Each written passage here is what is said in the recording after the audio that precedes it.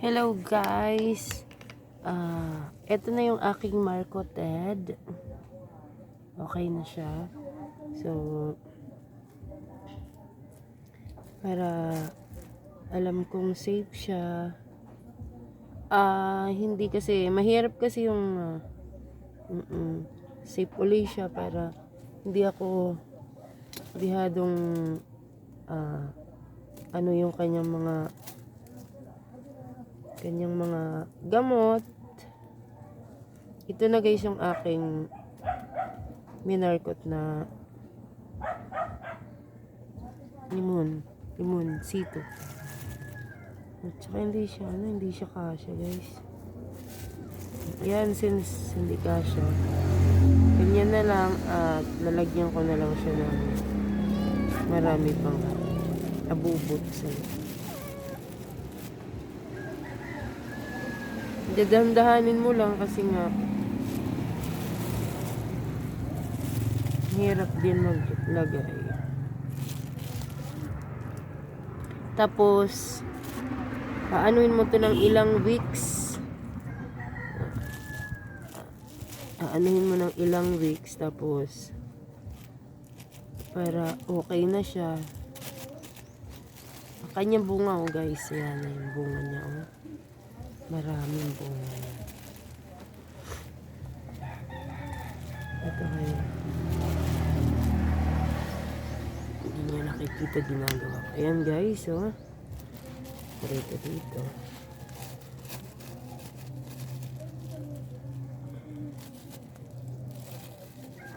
Ang clay lang muna nilalagay ko para sure akong dadami sila. Dami na akong minamarkot guys. I love to do this. Parang masaya ako. Ilalagay ko to sa bundok para makita ko naman yung aking pinaghirapan. So, ayan na siya.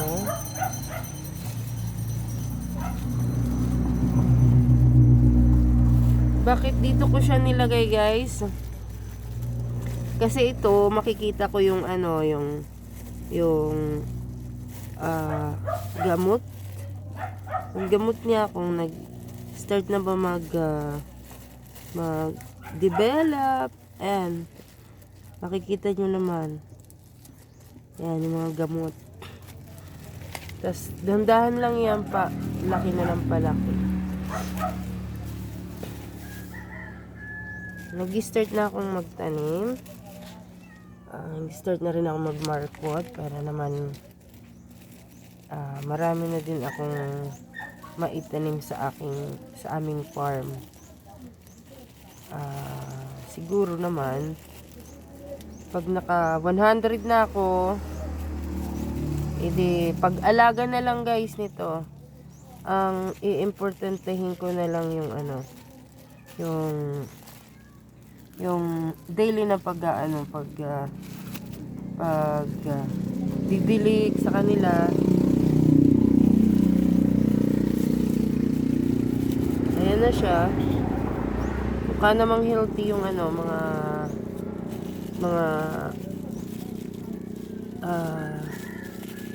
mukhang healthy naman yung kanyang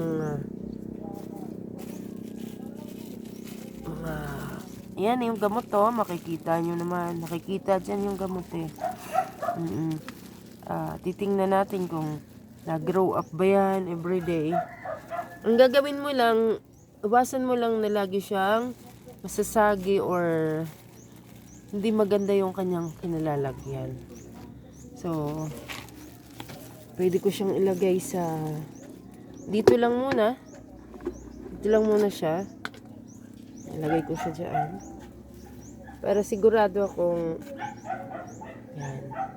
ganyan, isa na rin yan. Tapos kukuha pa ako dun sa taas. Marami akong nakamarkot dun sa taas.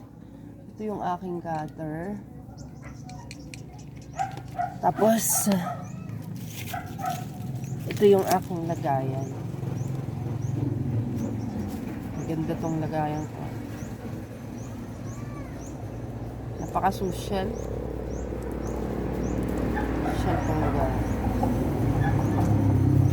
So, kuha muna ako, guys.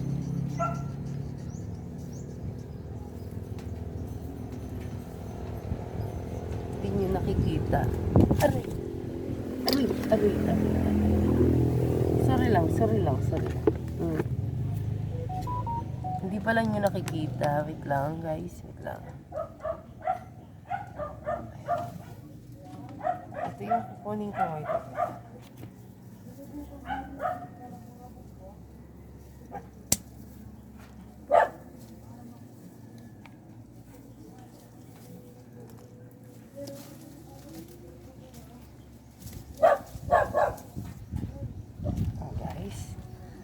Ayan.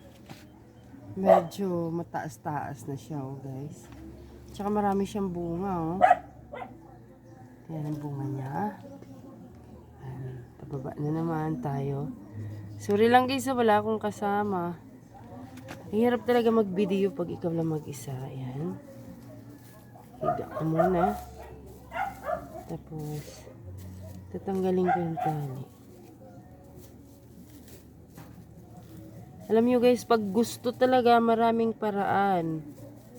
Pero pag ayaw naman, ay nako, marami talagang dahilan. Ako gustong-gusto ko yung ginagawa ko eh.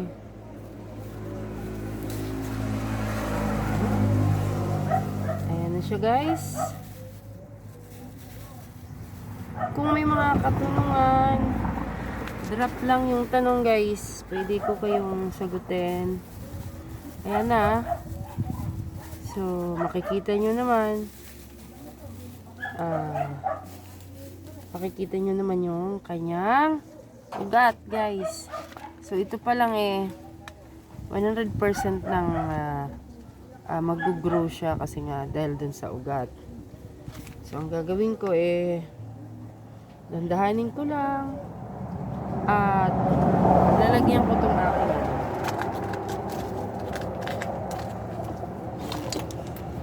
ito kasi pwede itong tabasin mo pag pwede mo itong tabasin pag itrina-transfer mo na.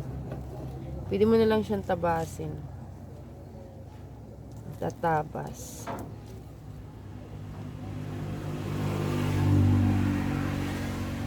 Okay. Yan. Ilaman na siyang ano.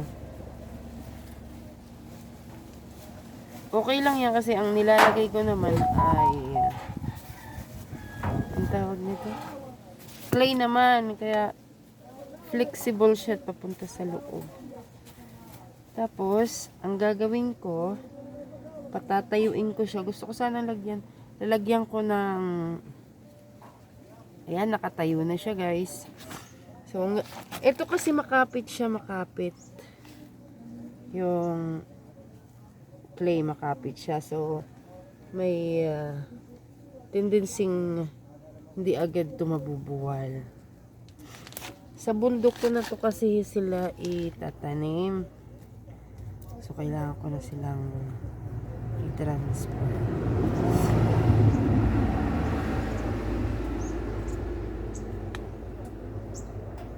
Kasi wala naman kasi ako, guys, trabaho. Ang ginagawa ko na lang, kung ano yung nalalaman ko, yun ang ginagawa ko, basic, para yung oras ko is ma-accomplisan ko yung oras ko na baga sa ano may ginagawa. Ayan na, guys. Ayan, hindi na yan siya so it was best kasi nga matibay siya. Lagyan ko ng bato para hindi siya mabuwal. Oh, ayan. So ito okay na yan siya. Ayan. Malalaking bato na para hindi siya mabubuwal kung may hangin man.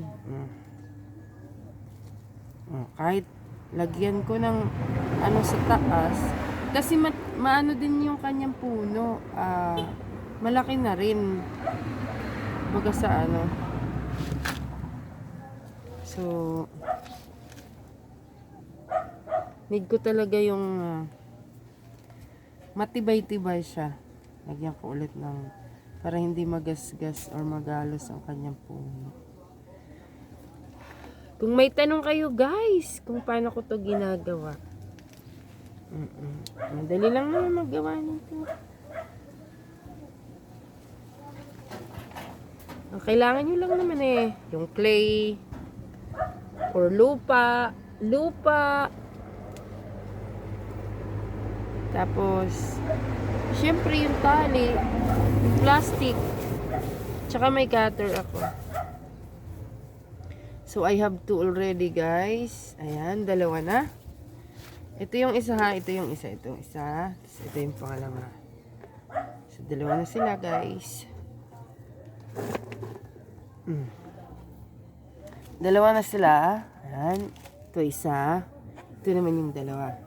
Tsaka meron pa ako dito isa. Survivor din siya. Hindi ko pa ginagalaw. Ayan na guys. Ito na yung aking mga tanim. May mga tanim din akong pichay doon. Since wala naman kasi akong trabaho, ito yung napag-anuhan ko na gawin ko lang muna kasi nga para naman may magagawa akong kumbaga sa isa-satisfy ng aking panahon at saka oras na mag-i-stay ako nang wala akong ginagawa. And anyway, okay naman. So, successful naman yung aking mga pinaggagawa at yun na nga, nangyari na nga yung mga di ko inaasahan na worth it guys kasi nga masarap sa pakiramdam na yung gustong gusto mo sa buhay nagagawa mo na. Oo, inamin ko financially I'm broke. But, hindi naman talaga hadlang ang pagkakaroon ng financially na hindi ka na magtatrabaho. So, I decided to do something and then, I'm happy because I see and I have some more there. Marami pa akong marketed but need ko ring maglagay ng lagayan. Guys, ayan o, isa. Ayun, pangalawa. Tapos, meron pa doon. Tapos, may isa rin dito. May isa pa doon. Tsaka ang dami ko rin punong ayan marami na kasi akong punong mamarkutan. Ayan ito Tsaka dun sa loob. Hindi ko kasi sila maayos na na magawa. But I'm happy because successfully it was wow. I really appreciate it was good production. Thank you so much guys and see you in my next vlog. If you have some questions about what did I do or else if you like this video and you think this was helpful for you, comment.